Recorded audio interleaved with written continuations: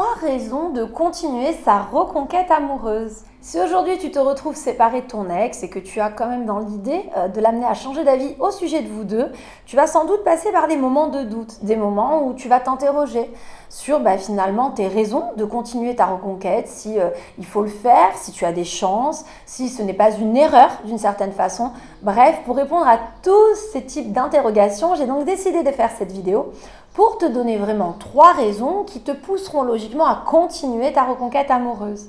Alors en complément de cette vidéo, une fois que tu auras terminé de la visionner, je te laisse la possibilité d'avoir accès à un mail complètement gratuit. Il suffit de cliquer sur un lien que j'ai laissé en dessous de la description de cette vidéo qui va te permettre de recenser 5 signes qui laissent penser que ton ex t'aime encore. Bien évidemment, je n'ai pas choisi les signes au hasard et si j'ai décidé aussi de te faire profiter de mon expérience par rapport à ces signes, c'est parce que je sais combien dans ce type de situation aujourd'hui, tu manques d'objectivité. Si aujourd'hui tu es à la recherche de conseils intelligents, francs et avérés, alors je t'invite, si ce n'est pas déjà fait, à t'abonner à ma chaîne, à cliquer aussi sur la petite cloche des notifications ultra pratiques pour être averti à chaque nouvelle sortie de mes vidéos. Tu peux me rejoindre également sur mon compte Instagram si tu as besoin d'être davantage épaulé. C'est donc le moment d'évoquer les 3 raisons qui sont valables pour continuer une reconquête amoureuse. Première raison, tu reconnais tes erreurs. Même si aujourd'hui tu es sur une chaîne qui est là pour t'aider à reconquérir ton ex, pour autant, je le répète suffisamment tout le temps dans mes coachings personnalisés, une reconquête oui, mais pas à n'importe quel prix. Il y a des personnes avec qui il faut savoir s'arrêter. Il y a des relations pour lesquelles ça ne sert à rien de persévérer, notamment quand on n'est pas d'accord finalement avec les reproches qui nous sont faits. Il n'y a absolument aucun intérêt à chercher à se changer, à se performer si on n'est pas d'accord finalement avec cette démarche. Il y a des gens qui se retrouvent quittés et qui, dans un grand désarroi finalement, ont la sensation qu'ils sont responsables de tout, mais qui, avec un petit peu de recul, s'ils prennent le temps de la réflexion, peuvent s'apercevoir que c'est simplement ce principe de rejet qui est bien trop violent pour eux, qui les amène aujourd'hui à vouloir reconquérir leur ex à tout prix. Sauf qu'on ne cherche pas à se remettre avec un ex parce qu'on ne supporte pas l'idée d'être rejeté, parce qu'on a une blessure, ce qu'on appelle narcissique, à l'ego, mais tout simplement parce qu'on s'aperçoit qu'en effet, il y a une sensation de gâcher, qu'il y a eu peut-être des ratés nous concernant et qu'on est apte aujourd'hui à modifier tout ça, à améliorer finalement ses défauts pour être à nouveau aligné avec son ex et retrouver donc une relation bien plus enrichissante et productive pour chacun. Un peu comme on n'arrête pas de fumer pour faire plaisir, mais on arrête de fumer pour soi, et bien la reconquête amoureuse, on ne va pas changer pour faire plaisir, on change parce qu'on s'aperçoit que ça peut être bénéfique également pour soi. Si aujourd'hui, avec un peu de recul, à tête reposée, tu t'aperçois que beaucoup des reproches de ton ex semblent avérés, alors je dis beaucoup parce que parfois, lors d'une rupture, il peut y avoir aussi une extrapolation de la situation. C'est-à-dire que ton ex va te faire des tonnes de reproches, mais dans la grande majorité, c'est vrai. Pour d'autres, ça commence à être un petit peu extrapolé. Ça, c'est normal. C'est parce que ton ex peut avoir une posture aujourd'hui de défense finalement. C'est-à-dire que ton ex a le besoin vraiment d'appuyer les raisons pour lesquelles il ou elle décide de se séparer. Donc, va un petit peu exagérer la situation. Mais si quand même, dans l'ensemble, objectivement, tu te rends compte que les reproches qui te sont faits sont vrais, que en effet tu as trop délaissé ton ex pendant plusieurs mois voire des années, que tu avais des comportements peut-être impulsifs qui pouvaient effrayer ton ex ou que ton ex n'appréciait pas ça, que vous aviez trop de disputes et que tu étais à l'origine de ces disputes, alors oui, aujourd'hui, si tu souhaites amener ton ex à changer d'avis au sujet de vous deux, c'est pas complètement inutile ni ridicule parce que non seulement tu peux amener ton ex à revoir ses positions si tu lui prouves réellement ces changements, mais en plus ce sera une démarche bénéfique pour toi parce que quand bien même ta reconquête ne marche pas, finalement tu seras une meilleure personne d'une certaine façon pour une prochaine relation amoureuse. Donc dans ce cas précis, c'est une bonne raison en effet, si tu t'aperçois que les erreurs que tu as pu faire sont avérées, de continuer, persévérer dans ta reconquête amoureuse. Deuxième raison valable, tu n'as rien à perdre. En effet, il y a des cas de figure où une reconquête amoureuse peut s'avérer délicate parce qu'on n'a pas vraiment de temps devant soi. Alors je pense à des coachés qui m'appellent, qui vont me parler d'un désir d'enfant, mais qui arrive à un moment donné de leur vie où il va falloir se presser d'une certaine façon, parce que malheureusement, la vie ne va pas leur permettre d'être maman encore pendant 10 ans.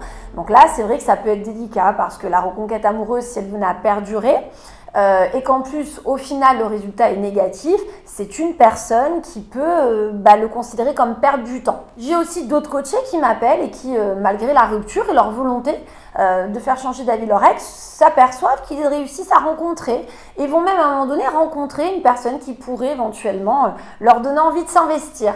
Là encore, il faut bien réfléchir du coup à la reconquête amoureuse parce qu'il y aurait quelque chose à perdre. C'est-à-dire que si cette nouvelle relation s'avère plutôt intéressante, se lancer dans une reconquête pour autant en parallèle, ça peut être risqué déjà parce que c'est compliqué d'être au four et au moulin.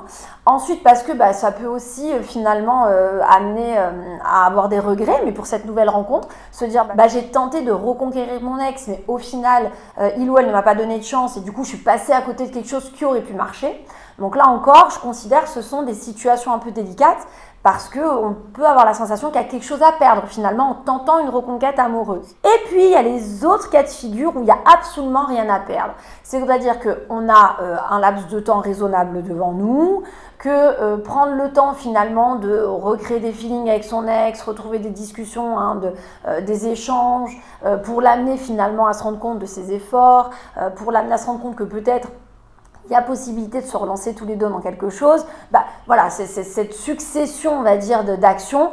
Quand bien même à la fin de la fin, il ne se passe rien, il n'y a pas vraiment de regret à avoir. Au contraire, au moins on est allé au bout des choses, on aura tout tenté.